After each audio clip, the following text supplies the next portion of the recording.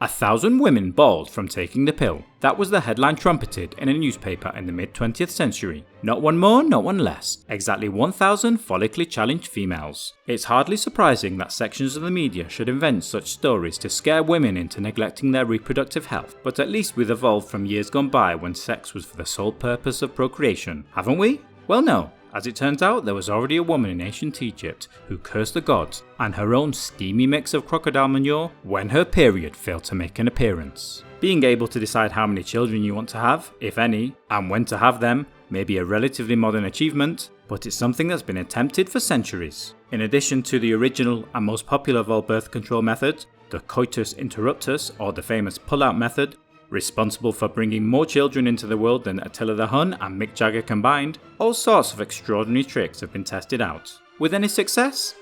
Not really.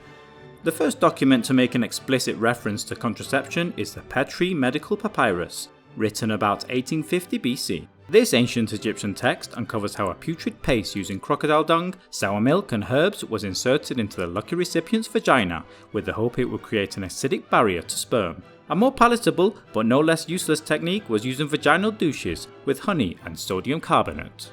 In what could be described as an ancient and slightly more deadly precursor to the CrossFit craze, the ancient Greeks recommended squatting and then taking a few sips of water mixed with lead. Of course, this toxic mix often worked, but needless to say, also had some rather devastating side effects. Moving to 7th century China now, where a few sips of mercury was the recommended antidote. Again, it's safe to say the baby didn't arrive, but death most certainly did. The pandemics that ravaged Europe through the Middle Ages brought a temporary end to the need to keep popping out little cherubs like there was no tomorrow. The solution? Hanging weasel testicles on her legs to prevent unwanted pregnancies. Yes, you heard that right.